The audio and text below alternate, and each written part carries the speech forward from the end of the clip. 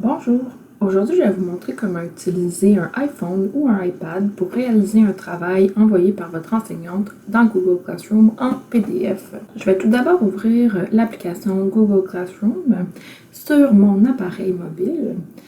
Ensuite, je vais me diriger dans le cours pour lequel j'ai besoin de faire le travail. Donc dans mon cas, c'est le groupe 333. Je vais appuyer sur l'onglet Travaux et devoirs. Ensuite, je vais appuyer sur le devoir.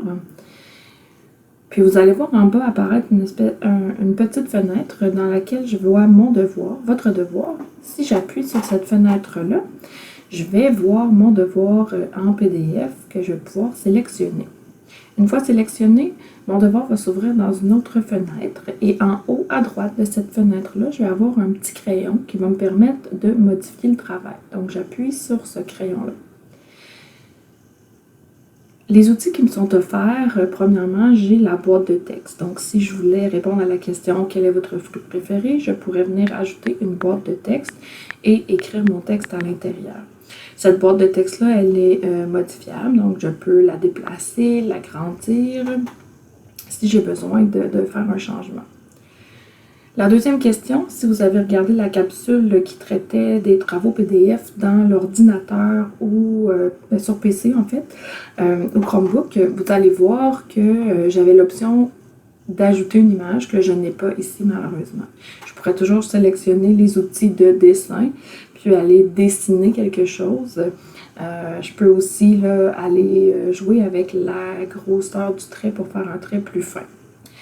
Dans ma troisième question, qui est de surligner, je peux aller sélectionner la couleur de mon surligneur et l'épaisseur du trait aussi de mon surligneur et venir surligner les réponses dans ma question. Quand j'ai terminé, je dois cliquer à droite, en haut à droite sur Enregistrer. Ça va prendre quelques secondes, mon travail va s'enregistrer dans mon application Google Classroom. Et vous allez voir, on va retomber sur le devoir original où mes traces ne sont pas conservées. J'ai juste à appuyer sur le X en haut à droite pour fermer cette fenêtre-là. Puis, je vais revenir automatiquement dans mon Google Classroom et vous allez voir que mon devoir maintenant s'appelle « Modifier votre nom et le nom du devoir ».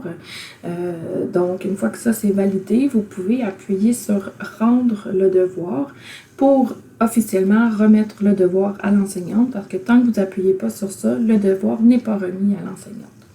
Donc, j'appuie « Rendre le devoir » une seconde fois. Et voilà, mon devoir est remis à mon enseignante. J'espère que le tout vous sera utile. Merci, au revoir.